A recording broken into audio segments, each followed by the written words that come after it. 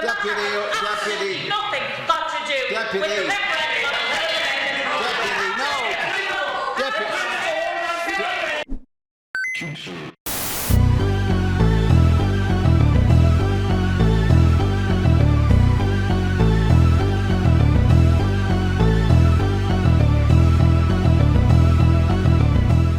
In Irish politics, Dáil Éireann is a House of Representatives, basically a place where Irish politicians meet to discuss very important matters.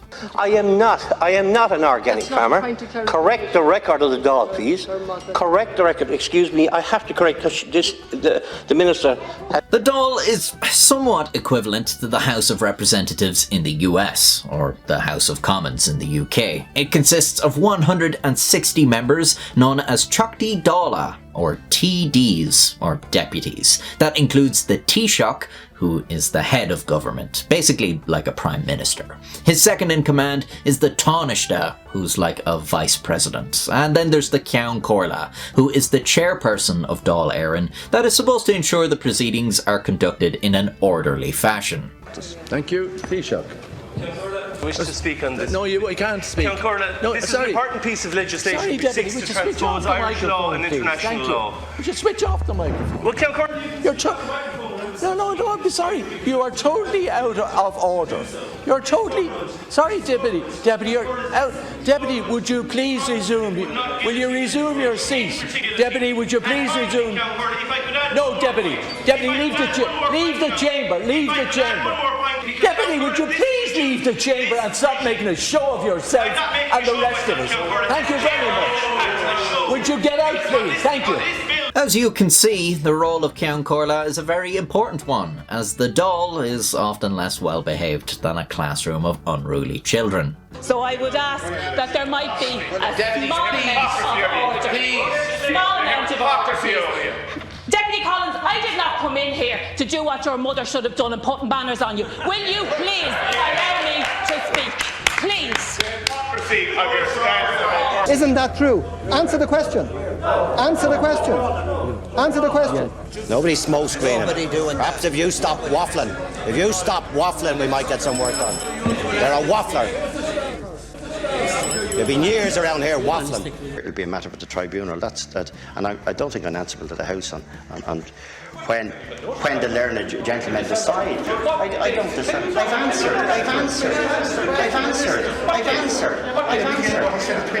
Are you deaf as well as stupid?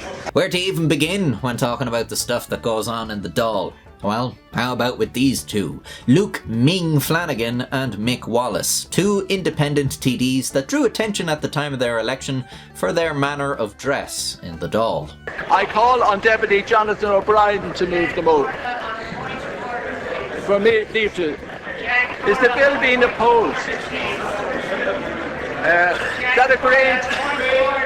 I declare that the motion for leave to introduce agreed. So this is a private member's bill. Second stage must under standing order be taken in private member's time. That agreed. Would you mind addressing the chair?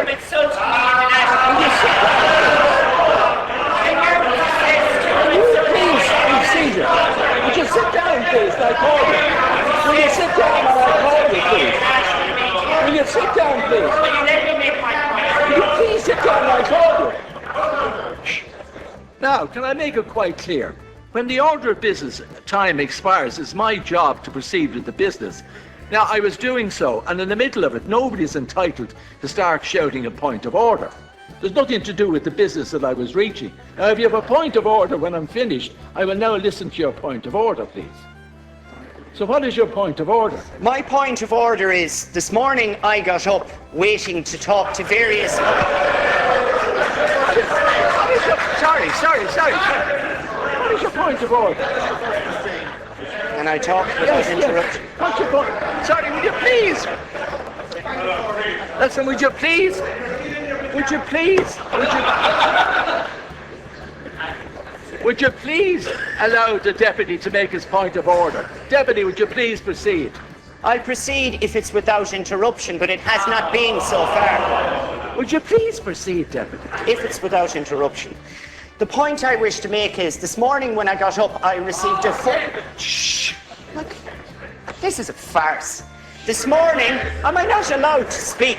I was elected to this house and I'm not being allowed to speak. Every time I attempt to speak, they insult me and come across me. The point I wish to make is, I am asking you to desist from making comments about the way I dress and other members of the House dress to the national media. This morning I got a call from my wife to tell me that my children... Am I not allowed to make a point in this house? Excuse me, Deputy. Will you please sit down? My children are being teased. Will you please be seated? I did not make any... Will you please sit down? My life and my And suspend the sitting, thank you. Sitting is suspended for from insulting the way I dress. On further inspection, I think that had less to do with the clothes themselves rather than the general unkempt appearance. Not that I can say much on that topic of showing up on camera in all manner of states, but I think there's a sort of honesty in being unkempt, an openness, an air of having nothing to hide, and Ming certainly lays it all out on the table. Now, when you start charging for water, I have a question for you. What are you going to do about the people who live outside my town, Castlerea, in the Castlerea Rural Scheme, who are forced to drink this? Now, I've checked it with standing orders, and the word piss is not against the words you're allowed to use in this chamber, unless directed at a member. The people in my area are expected to drink glorified piss, and you're going to charge them for it. But the reality is, we're not going to pay for it. And I have a challenge for you here today, Minister. I'm going to present you with this water, and I'm going to challenge you to drink it. And if you don't drink it, well, you're not drinking it for a reason, because it's poison. It's got cryptosporidium in it.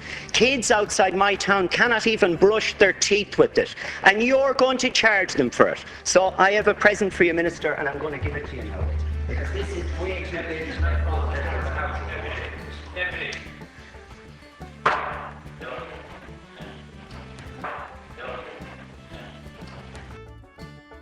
Just before we move on to leaders' questions, I've been informed of an act of vandalism, as I regard it, in this chamber, which is totally out of character.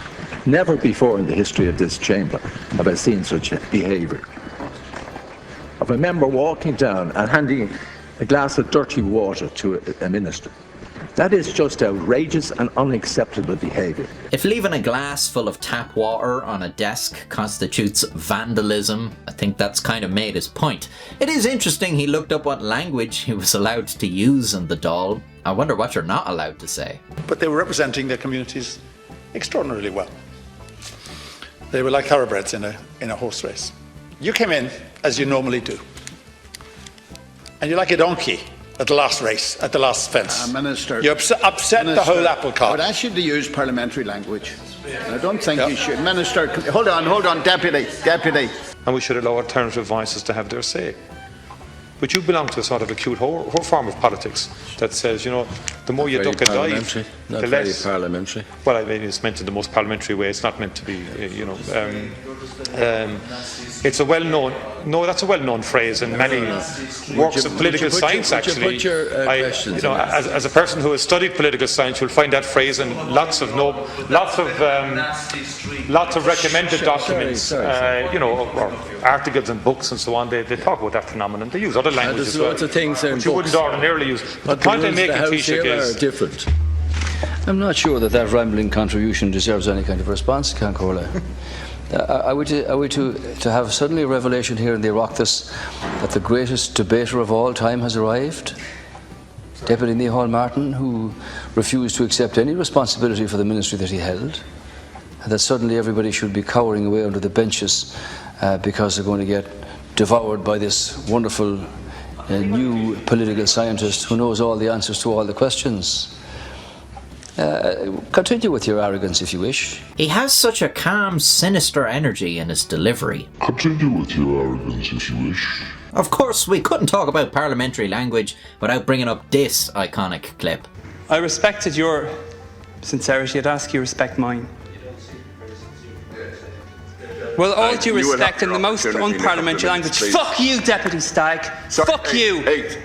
I apologise now for my use of unparliamentary language. That is most unparliamentary language. It is most unparliamentary language, and I now withdraw it and apologise for it. My word, surely such coarse language has no place in the Dáil. I just want to say before we start that I want to be totally dissociated from any of the comments that were previously made here in the chamber, but I think it's an absolute disgrace. And so I just want to make that clear before I go on. Thank you for the opportunity to speak on the report of the Consultative Forum on the National Security Policy. It is no secret that... It is no secret...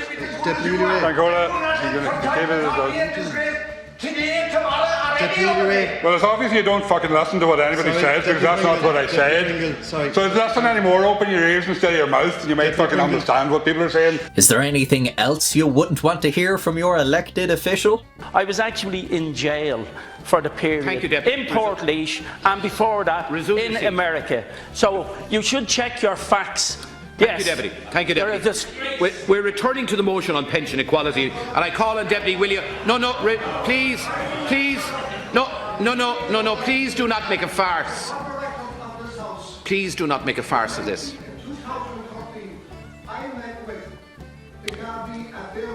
Regarding the death of the chemical blind stack.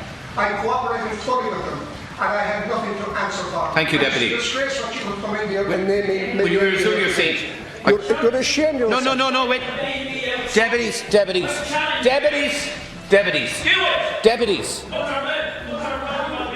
Deputies, please don't. Please. Will resume your... will you resume your seat? Will you resume your seat? Deputy, please resume your seat. Yes, they are discussing their alleged involvement in a murder. I wonder what Minister for the Environment Éireann Ryan has to say about this. Minister Éireann Ryan. Minister Éireann Ryan. Éireann. When he's not sleeping on the job, Éireann Ryan is usually complaining about climate change. This has drawn the ire of TD Danny Healy-Rae, who holds the following views on the environment. To hell with the planet and the fellas that says we must save the planet. Alright Danny, wake this Éireann Ryan fella up to the truth about climate change. Indeed, I say to Éireann Ryan, I think you will have to change, because I don't agree with all this story about climate change at all. And there has been patterns of climate change going back over the years before there was ever a combustible engine working or put in play in this country or in any other country. Because if we go back to the 11th and the 12th centuries, this country was roasted out of it. And in the 13th, the 15th and the 16th centuries, we were drowned out of it. And what I'm saying to you is, the patterns of climate change took place and mankind, I don't believe, had any hand actor part in it. It's something that happened. If we go back further than that, we had the Ice Age, and when the whole country was covered in ice. And if you come along to the 1860s to the 1880s, this country was drowned out of it. And there was one particular year, the sun didn't shine at all. And there wasn't yet any combustible engines in our country. As you can probably tell, Danny Healy-Rae is an old countryman, an act that has worn thin with some of his fellow TDs. No, it's not good enough through the chair that you would say something that's untrue. And you should withdraw. Well, you disprove me, so it is wrong. Because others are right it, and I didn't write it. You can't come in here and make up everything every day. I didn't make it up. You did make it up. Day. You made it up. That's unfair about Taoiseach. To say that I'm making up things here every day. You just did. I came in here about Tralee Hospital you just today. Did I make it up? Yes. I made up about Tralee General Hospital. No, you made up about the quotation in relation to the reduction of national heritage. You said that I was coming in here every day. Withdraw that from that, Taoiseach, because that's totally and absolutely unfair. People living on fixed incomes and social welfare payments who rely on gas and electricity to heat their homes face a very worrying winter, Taoiseach. Social welfare rates, is it ever going to stop, Count Corley? Every single day. Are you ever going to do anything about it? Really, I could have just made the whole video just of Danny Healy-Rae, but it'd probably get boring watching the same person over and over. Thankfully, Danny has a brother, Michael Healy-Rae, who is also a TD and also suffers from poor phone etiquette. And there was great resources put into it before. But now people are inclined to think that when it comes to a national park, that you close these gates and you start to let it off. That you don't maintain the deer population. You don't aggressively attack the rhododendrons. The rhododendron situation in Killarney National Park has gone so bad now, Minister. Nothing short of calling in the army is going to put it right. Because the resources are so much. I was reliably informed through the chair that Deputy Healy-Rae approached people outside a mass to say, I can get you on the bus if you want a cataract. The woman concerned said... You should take that back! You're a disgrace! You're only in the bottom of the barrel now coming out with that sort of a statement. And cop on a small bit, Taoiseach. Could I just deal in terms of... relax. I'm not telling you to sit down. Count Caller and not you. And conductor, God damn it, that's an awful thing to say. And smiling. It's the truth. Sort of a joke. If somebody belonging to you was going blind, you wouldn't like it. Calm down. I want to say this to the people proposing an attack here tonight and saying that they have the solution to housing. They wouldn't know one end of a shovel from the other end of it. They couldn't build one block on top of another block, and if we were relying on them, they wouldn't house a hen. What they want to do is get a piece of paper with planning permission granted written on it. That's all they want from the state. But what they're getting is TII sticking their big horrible nose into their business. And it's not your fault, but I'm asking you to talk to the Minister for Transport, who doesn't like houses, who doesn't like cars, who doesn't like anything. I'd say at this stage he doesn't like himself. I'd ask you that TII will have to be hauled in and told to stop writing their dirty, horrible observations, as they call them, which is an outright objection. The planners then that we are dealing with, and I want to thank the planners in Kerry. Yeah, I'm not sure that's appropriate parliamentary language now in relation to a submission. You might just take it on board. Well, thank you very much. But if it's a fact, if a person in TII writes a horrible, poisonous letter against a young, respectable person wanting to build planning permission, saying that in their opinion they shouldn't have the right to have their entrance onto the road, I'd actually say to hell with them and their dirty, horrible letter. Okay, that's enough of the Healy-Raes. What's all this? But then there was Dublin Docklands legislation debated last count Corley before the House, and there was nobody here from the opposition in respect of it. Not one. Nobody. The opposition. So this is legislation. This is legislation. This is legislation. This is legislation. This is legislation. This is legislation that the deputy claims. This is legislation that the deputy claims. This is legislation that the deputy claims. This is legislation that the deputy claims has direct and real consequences. Sorry, Deputy. This is legislation. The deputy's performance is not actually persuading anybody. This is legislation, the Docklands legislation, that the deputy tells us is of direct and real consequences. I'm not talking to you. I'm talking to Elias Crony. Why don't you take a seat? This is legislation. This is legislation that Deputy Troy claims is of, quote, direct and real consequences, unquote, to the people he represents. I still don't know what that is. This is legislation. Oh, sure, why didn't you just say so? To see our Taoiseach on this front page of Playboy magazine, I wish him well. I voted for him as Taoiseach, but I expected a lot different from him. And I think it's more akin to be on... Sorry, what magazine did I say? Oh, sorry. I meant to say, sorry. I'll correct that. I meant to say like a Playboy on Time magazine. Ah, Jesus. I may wrap this up now or we'll be here all day listening to these fellas talking shite. Any closing thoughts? The sheer, unadulterated, feckin' madness of ending this eviction ban. Evict this government, not the renters. Oh, you like my shirt? As Minister for Foreign Affairs, we've been working on the Santa Claus issue for a number of weeks now.